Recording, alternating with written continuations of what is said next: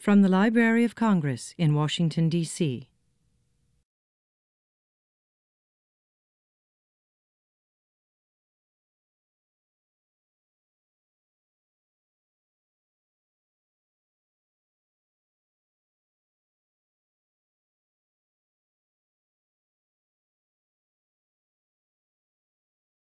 Well, good afternoon, ladies and gentlemen.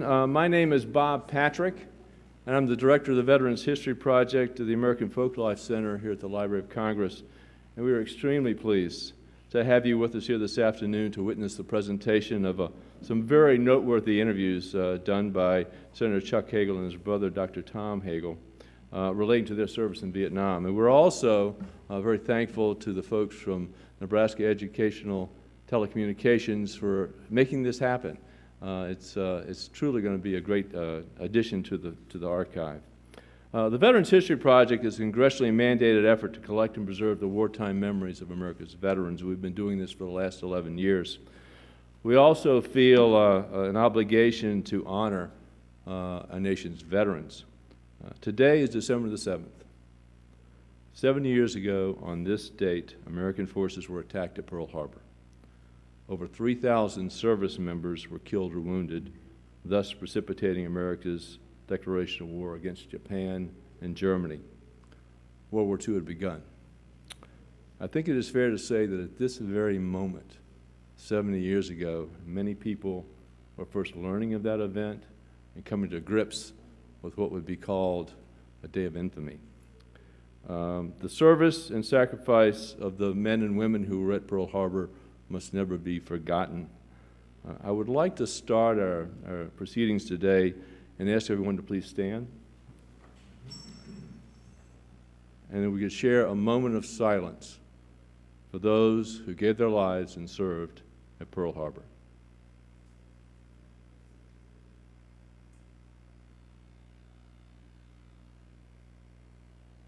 Thank you very much. Please be seated. It is now my distinct honor and pleasure to introduce the 13th Librarian of Congress, Dr. James Billington.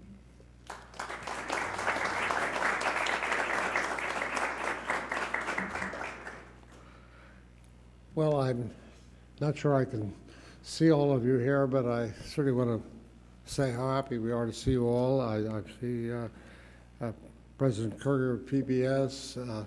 I'm not sure whether President Harrison of CPP is here, but she might be coming later if she isn't. Any current members of Congress? I thought Ron Kind, one of the sponsors of this, might be here. But I welcome you all for this important occasion, and I want to thank, to begin with, Senator Hagel for your stalwart support for the Veterans History Project since its very inception in the year 2000. We're grateful for your sponsorship of the legislation which established the library to create with the American people this important repository of our nation's history, one story at a time. It's now the most extensive oral history project in American history, with more than 78,000 interview collections with additional all kinds of other materials that constitute one of the most full records of the experience of veterans in wars, experienced from the bottom up, things which really are assuring us that the history of wars will never be written, recorded, or understood in the same way. This is not just for today and tomorrow, it's really for the future understanding of what wars, particularly wars in the 20th and even more so perhaps in the 21st century, really entail for the people who live with them, in them and through them. Anyhow, Senator Hagel, you have so many titles now, I'm not sure, Mr. Chairman, Mr. Leader in so many ways, but you set the example early by recording your own personal account for the Veterans History Project, and you're doing it again with the material we'll be receiving here today. While in office in the Senate, you set a standard for your colleagues by being responsible for donating more than 300 interviews of Nebraska veterans, and your efforts inspired the participation of a dozen local organizations, including the Durham Western Heritage Museum, as well as a number of Nebraska educational institutions. So we welcome you and thank you. And we want to thank your brother, Professor Dr. Tom Nagel. I should have addressed you as professor as well, because you've been filling that role with distinction since leaving the Senate, for your service, of course, to the nation during the Vietnam War. Your advice, your service shoulder to shoulder with your brother is truly inspirational and will permanently stand in the Veterans History Project archives here in the library to inspire and instruct generations to come. The Veterans History Project is truly a grassroots effort with organizations and individuals of all kinds all over the country. But we rely upon creative institutions such as NET to champion and to call attention to this important national effort. So thank you, Mr. Bates and the Nebraska Educational Telecommunications for joining us, for helping us mount this today. And in the year 2007, previously, you presented us again with a very substantial cache of interviews, more than 400 at that time, and are helping us once again in the next, as we join in the next stage of this ongoing process. We thank you for being with us and for working with the Hagel brothers to bring us this important edition, as well as to spread the word to inspire Nebraskans to participate in this ongoing effort. It's the participation of Vietnam veterans in the Veterans Project is an important new frontier. It's not entirely new. We've been doing it all along, but we want to give it special emphasis for a reason I'll mention in just a minute. Anyhow, the Veterans History Project tells the history, as I say, from the bottom up, America's war, and I hope that all of you here can find some ways to reach out to veterans, to do these interviews, to gather in the materials across the nation, and particularly to gather in the story of Vietnam veterans, because we're turning our attention now to what will be the 50th anniversary of the Vietnam War. And as we come to see the significant milestone that this represents, we have a great opportunity to really inform the nation, to commemorate and respect the experience of so many who participated in that war in various ways, but have never really had a chance to tell their story and to help us more fully understand something which is much discussed, but from whose participants we've perhaps heard less than commentators about it. So this is a unique effort to get primary material of an important part of our national experience and to hear from those who were most directly involved, so that there will be fuller record and greater clarity for future generations. Anyhow, today's presentation of an inspiring story of the two brothers who answered the call over 40 years ago to serve their country in Vietnam is a fitting catalyst as the Veterans History Project meets its congressional mandate, something unanimously mandated really by both houses of Congress, to collect the stories of many more who served in Vietnam as well as in our other wars. So I want to thank Chuck Hagel, Tom Hagel, as well as the Nebraska Educational Telecommunications for taking this step, for being with us today, and for bringing us all together at this important milestone as we prepare for a particularly active next year. So I'd like to now turn things over to Mr. Rod Bates, who is the chairman of the Association of Public Television Stations and general manager of Nebraska Educational Telecommunications. And somebody who has been extremely and imaginatively involved as a partner in this entire enterprise as we try to fulfill as best we can. We're here in the members' room, incidentally, with the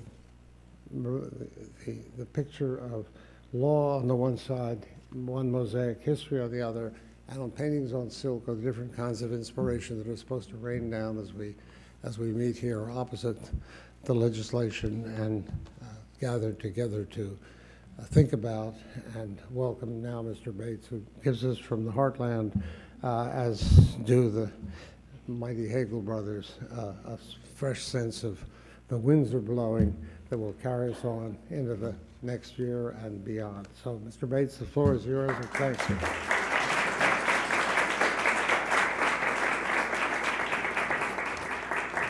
Thank you very much, Dr. Billington, and thank you for housing this event in this beautiful facility. The first time I came in here, it was with Senator Kerry, actually, and he felt a sense of reverence when he walked into the Jefferson Reading Room, saying, if you feel compelled to read something, anything, to sit down. So, Senator Chuck Hagel's always been a strong supporter of public broadcasting, and in fact, he recently joined the PBS board. And I'm proud that many of our national leaders in public broadcasting were able to join us here today. And I'd like to introduce you to, first of all, Paula Kerger. Paula, would you stand, please? She's the president and CEO of PBS.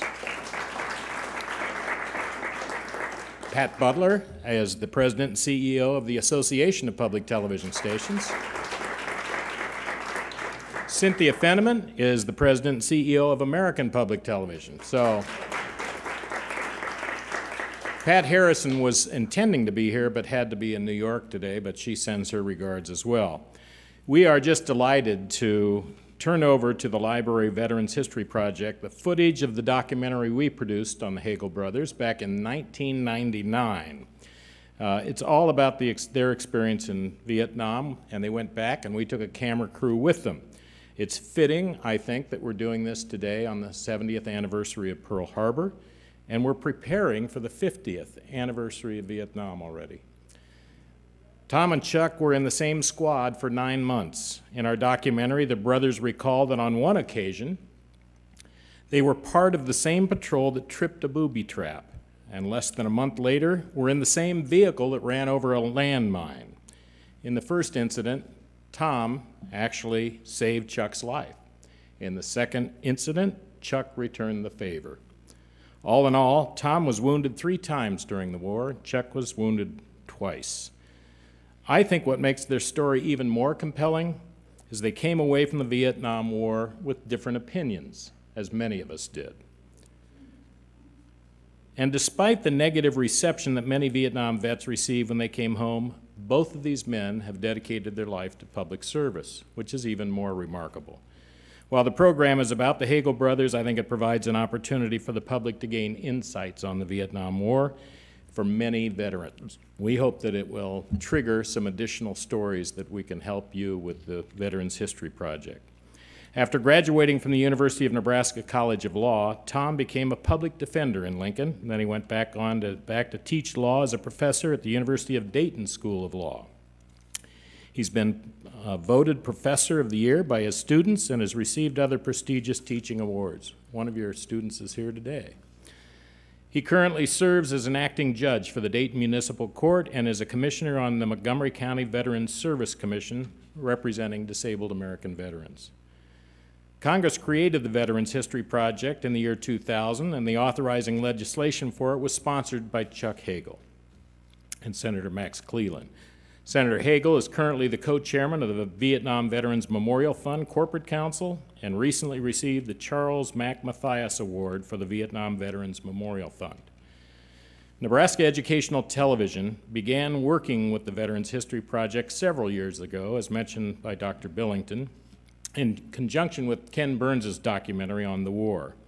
Now PBS and Ken Burns are preparing another series of programs for the 50th anniversary of Vietnam. NET is once again committed to working with the Veterans History Project to bring Nebraska stories to the national collection. We're very pleased today to donate 20 first-generation videotapes. In addition, we're providing transcripts and logs, along with a briefing book prepared by our producer, Brad Penner, videographer Ralph Hammer, and sound man Jim Leonards. They're on display over in the table there. So thank you, Dr. Billington, for leading this important work. Thank you all for helping us celebrate these two outstanding Nebraskans. And most importantly, Chuck and Tom, thank you for your service to this country, both during the Vietnam War and what you've done with the rest of your life. Ladies and gentlemen, I'd like to now invite them to the podium to say whatever they want to say. So, come on.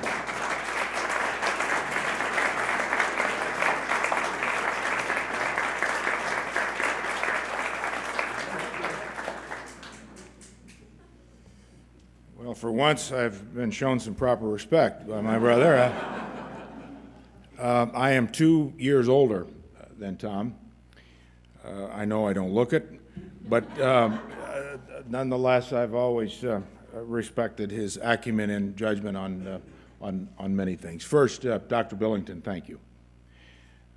You and your colleagues and this remarkable historic institution has once again defined the terms on, I think, what are the most important foundational structures for our country and of our country as to why these issues are relevant and why they matter. And you and your colleagues have once again taken the leadership of this legislation, the implementation of it, that Max Cleland and I and others who were the primary sponsors not only intended but hoped would be the outcome. So thank you for bringing us together as well.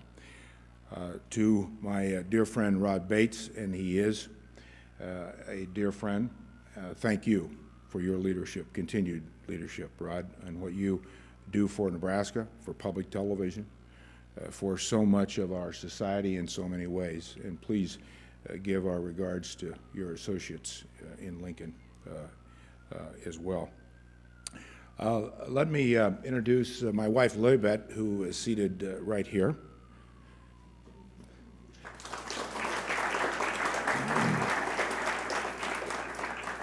We actually met many, many years ago through a Veterans Project when she was the press secretary to the then chairman of the House Veterans Affairs Committee, Congressman Sonny Montgomery, and I was the deputy administrator of the Veterans Administration. And she turned down my first 2 or 3 proposals for dates. But we're not very bright out there on the prairie, but persistent as hell. And so, Lilibet, thank you for being here and what you've done for veterans. Our son, Ziller Hagel, is here in the front row. Ziller, stand up, take a bow.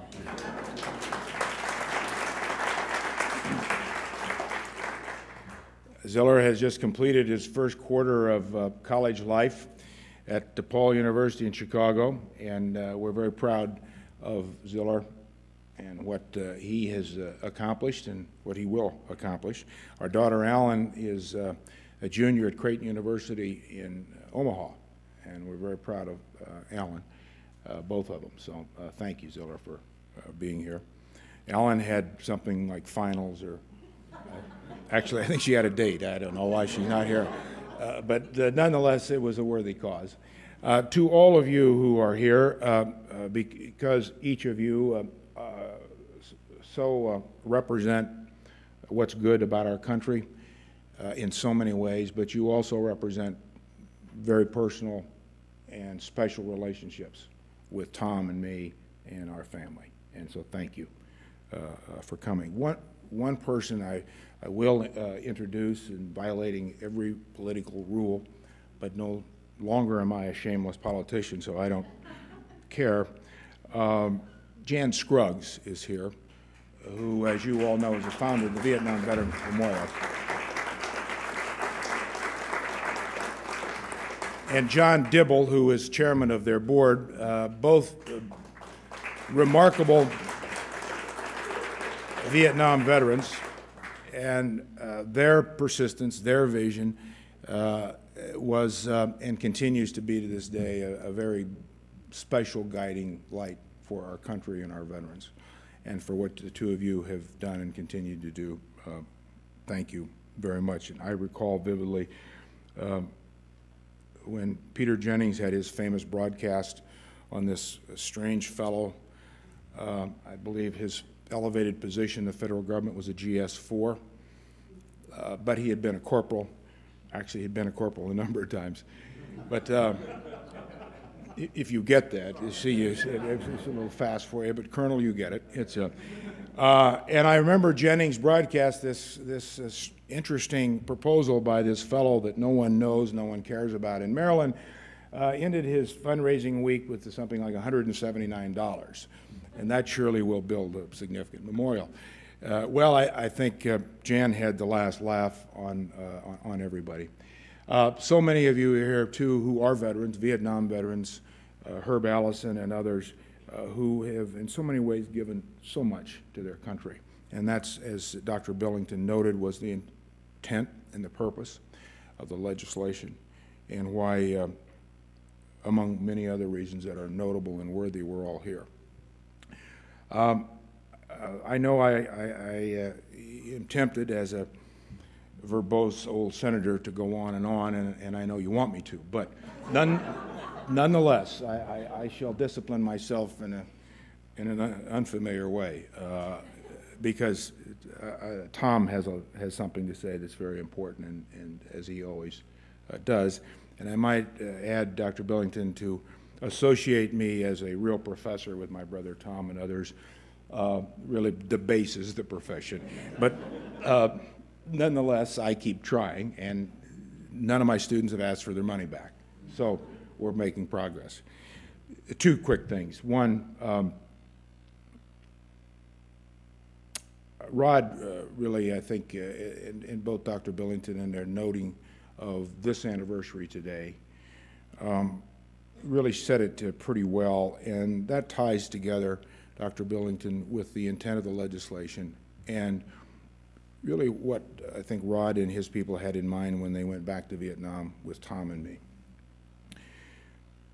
The stories of the men and women who actually do the fighting and the dying and make the sacrifices and their families is rarely told. And this is not in any way to minimize leadership at the highest level, a colonel, a general, an admiral, not at all, not at all. But the men and the women who are down at the bottom, their stories are not often told. And that's the whole point here. And I think if there's anything a nation learns from war, especially the Vietnam War, and I think we'll be reflecting on this in the two wars that we're presently involved in. Leadership has a tremendous responsibility. In a democracy, the people who make them the leaders, who choose them to be the leaders, also have a tremendous responsibility. And when leaders commit a nation to war, they make the most significant decision and commitment they will ever make in their lives, because they are committing men and women to their death, to terrible injuries, to terrible tragedies, to terrible sorrow, and the families that support them. A society is changed forever when a nation goes to war. It is not a decision that can be, should be, ever be taken lightly in any kind of not intentionally, but unintentionally, almost cavalier way. Well, we'll just invade. We'll just go to war. We'll show them. Easy to get into war, pretty difficult to get out of war. And I think it's clear on we're trying to get out of two wars today, the two wars, longest wars we've ever been in. And that is one of the lessons that we must always learn and preserve and focus on and keep up front for our leaders, that there are tremendous consequences to committing a nation to war. This is as serious a decision as leaders will ever make, a society will ever make. And when you make that decision, you better be as damn sure as you can be that it's the right decision and the only decision and the only recourse left. Second, it is interesting, as Jim and Rod both pointed out, that how many people came back from Vietnam after a bad experience? no war is good experience, but dedicated themselves to making a better world and a better life for other people. That probably is testament to the strength of our society and our country more than any one thing. Third point I'd make, I don't think anyone in this room would disagree with this comment. We are living at one of these historic times in history. We are redefining a early 21st century world order. Not unlike what happened after World War II. We essentially built a new world order. The Vietnam War defined a generation. I don't know of one experience, one event, one thing that had such a deep and wide effect on society and on the world in general, and how we, as a generation, the baby boom generation who fought that war, what conditioned them more to come to conclusions and decisions in their way of life than that defining war. Now, it's not to say it's right, wrong, good, or bad. That's not the point. We are living at another one of those defining times. We are living at that time. And how we define all of this and how we use the Vietnam experience and the experiences that we've had to deal with the last 10 years and the out years and then the yet to be determined decisions for our leaders in our country will be anchored by and reflected on these past experiences, and Vietnam is as central to that as any one thing. I will end with this. Madeleine Albright, Madeleine's a real professor, and who is a very good friend. She and I combined our classes at Georgetown, our final classes on Monday.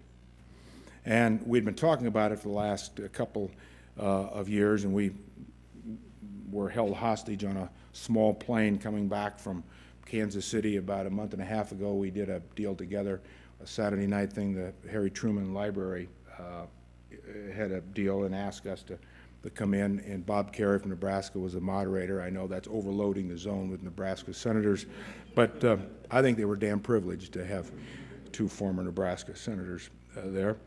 And so Madeleine and I decided that this is the way we're going to make it work, and we did. And it worked out very well as far as I can tell from students. But something that Madeleine said was very interesting. As she was reflecting to the class on her experiences, and remember Madeleine Albright worked on Capitol Hill. She worked for Ed Muskie. And in fact, she broke that ceiling too.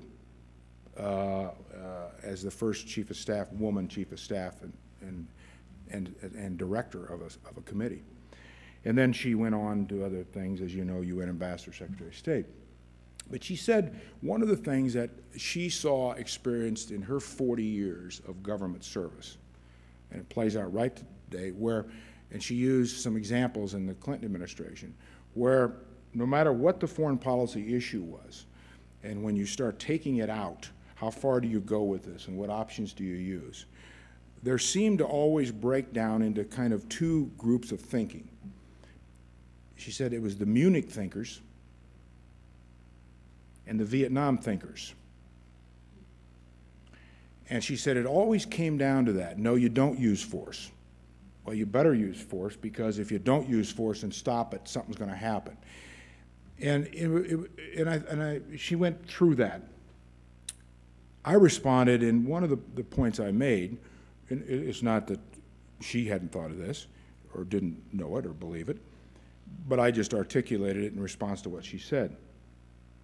The challenge for these young people, my son, my daughter, your children, a lot of young people here today, for the next 40 years as they lead the world in our country, will be to find a balance between the Munich thinkers and the Vietnam thinkers. That will be the great challenge, and that will be difficult. But as long as they understand the history and anchor themselves to the reality of the consequences and lessons of history, and Vietnam being as central to that as any one thing, they will navigate that central stream between those two theories, between those two guideposts. And those are probably pretty good guideposts to work from. Like anything, it's difficult when you start veering either way. It takes a pretty significant individual not only to recognize it, but to do something about it.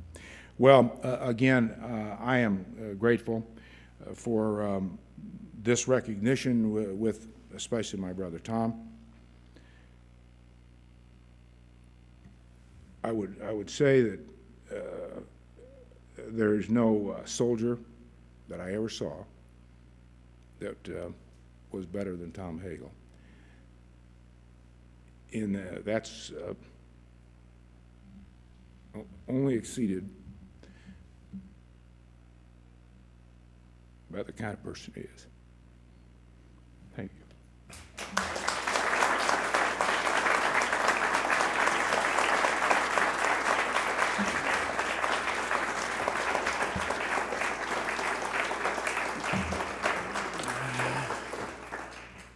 I was worried he was going to make me cry, and he did. Two things, and that's why I like following Chuck on these things, is that it brings home two important things. One, that he usually covers the field in terms of whatever there is to say. And secondly, the incredible beauty of brevity.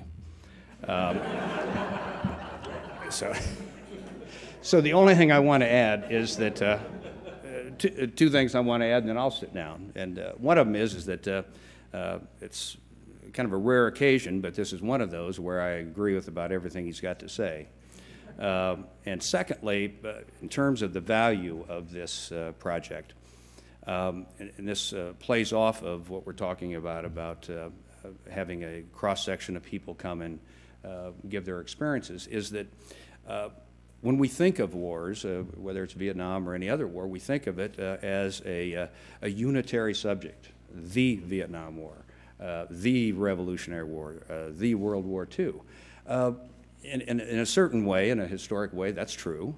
But what our experience was, that was recorded in this documentary, is an example of the fact that there are millions of Vietnam Wars. Everybody who served there had a different Vietnam War. Our experience was one of those. But if you, for example, if you were a clerk typist stationed in Saigon, you'd have a completely different Vietnam War. If you were up on the DMZ, or if you were in some other unit with some other type of job, your Vietnam War would be totally different than ours. And that's important. It's an important story to tell, that you have this huge subject that is being covered by every angle, from every individual, from regardless of their involvement in it. And it gives I think, a more complete, a realistic picture of that experience. And I appreciate the value of this project, and I hope that our contribution is useful in the future. And thank you for this opportunity.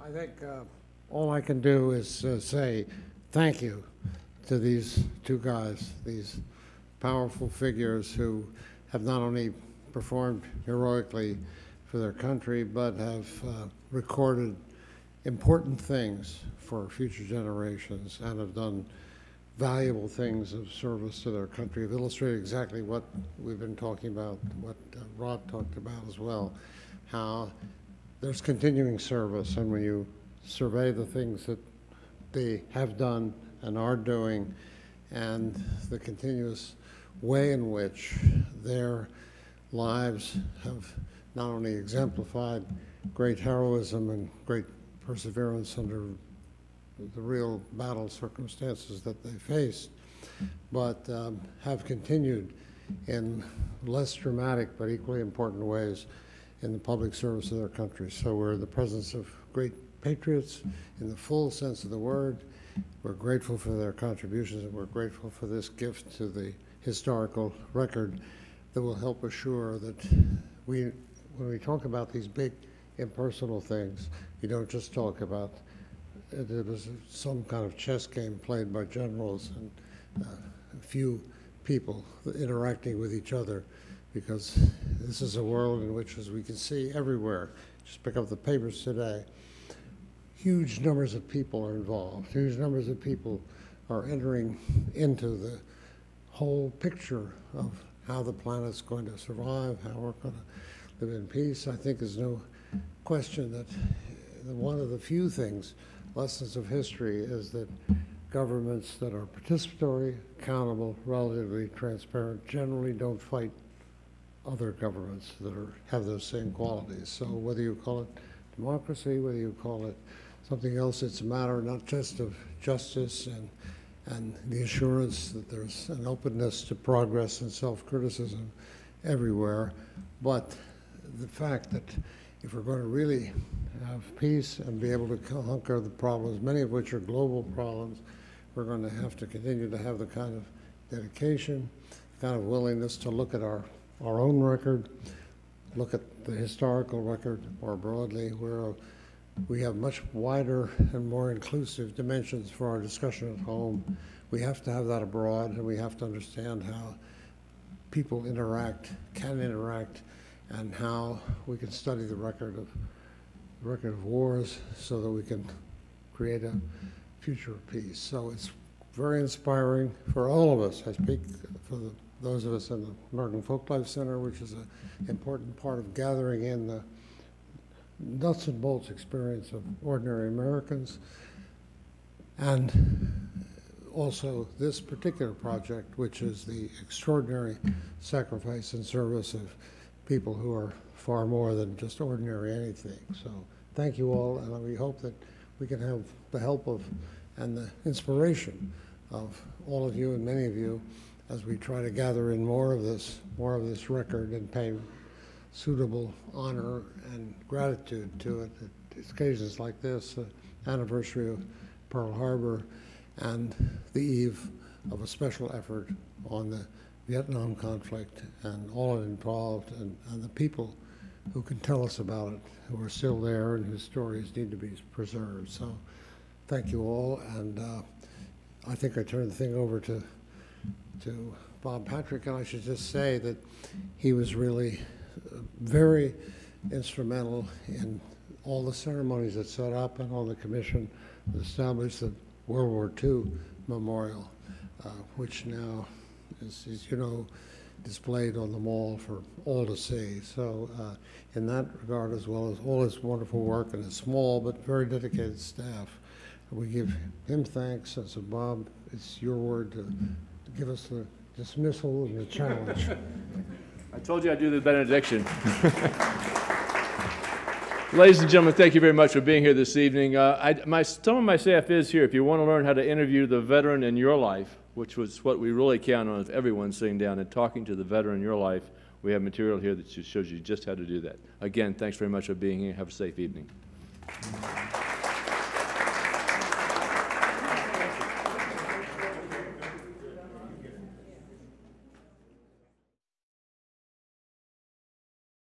This has been a presentation of the Library of Congress. Visit us at loc.gov.